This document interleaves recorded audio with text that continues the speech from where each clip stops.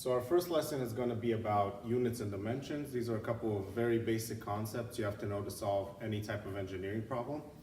We'll start out with the basic definitions. So dimensions are just our basic concept of measurement. So for example, length, time, mass, temperature, types of things that you see in your day-to-day life. Units are how we express those dimensions. So for example, to express length, we can use units of meters or units of feet. To express time, we can use units of hours, minutes, seconds. To express mass, we can use kilograms or pound mass. And for temperature, we can use degrees Celsius or degrees Fahrenheit, for example. And we'll talk about how these units relate to each other and when we use what type of unit. Now, typically units can be divided into two categories: fundamental units and derived units. Fundamental units are units that can be measured independently and basically describe most physical properties. And derived units are units that are developed in terms of these fundamental units. And I'll give examples of those in just a little bit. And for units, there are two main unit systems that we want to be familiar with. The first one is SI, or the International System of Units, and that's going to be more familiar to international students here probably. And AE, the American Engineering System, that's going to be more familiar to domestic students. So we mentioned that there are two categories of units: fundamental units and derived units. So now we'll give a little bit of examples for them. So in this table here, I show the fundamental units. Left column is the physical property, the middle column is the units used in the SI system, and the right column is the units used in the American Engineering System. So some physical properties that have fundamental units are length, for example. In SI, we use meters; in American Engineering, feet. Mass, in SI we use kilograms; in American Engineering we use pounds. For time, we use seconds in both systems. Temperature, you can use degrees Celsius or Kelvin in the SI system, and in American Engineering, degrees Fahrenheit, degrees Rankine. And if you're not familiar with some of these units, don't worry about it. We'll talk later on about how you do the conversion between these units and what exactly they mean. And for molar amounts, in SI we use moles, and in American Engineering we use pound moles. Now for the derived units, these are units that are going to be a little bit less tangible, so it's more abstract quantities where you can imagine, length, mass, time. These are things that we have a little bit of a feel for. The derived units is something a little bit more abstract. So for example, we have force.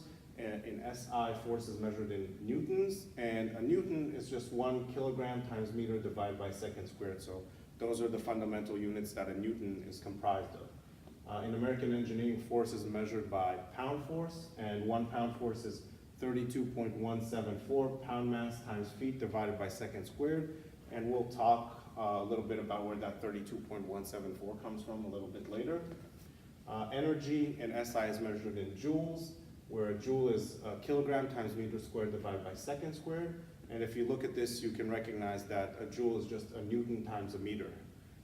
In American Engineering, we use BTUs, or British thermal units, which is feet times pound force. Additional quantities which you may be a little bit more familiar with: density, in SI it's kilograms per cubic meters. In American Engineering, pound mass divided by cubic feet.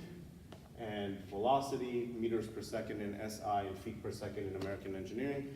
And it goes so on and so forth. The additional derived units are power, acceleration, pressure, heat capacity. So one thing I want to go back to is, previously I said in American Engineering, we use units of pound for mass. And when we say pound and pound mass, we're basically saying the same thing. So when you're just talking about mass, you can say pound or pound mass, but when you start introducing derived units where you have to differentiate between pound mass and pound force, then you really want to be a little bit more precise in your definition of what you're talking about. So before we go through a couple of examples about how to use units and dimensions, I want to talk about what are known as the dimensional consistency rules, which are rules that govern how we apply mathematical operations to units and dimensions.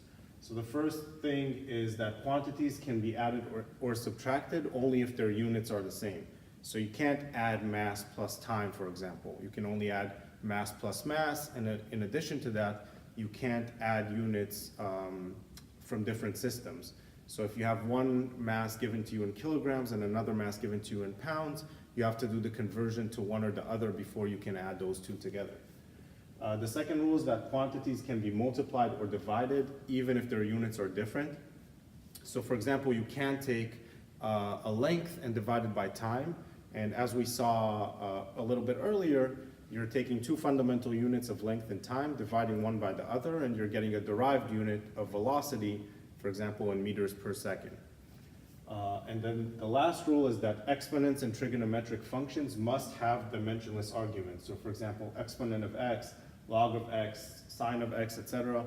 In all of these, x has to have no dimensions. What does that mean? That means that you might have, x might be one mass divided by another mass, and then the units cancel out, and it has to be dimensionless. That's just the way these functions operate. Hey guys, hope you enjoyed this video. If you did, please subscribe and turn on notifications for the next videos. If you have any questions, leave them in the comments and I'll do my best to answer them, and I'll see you all in the next video.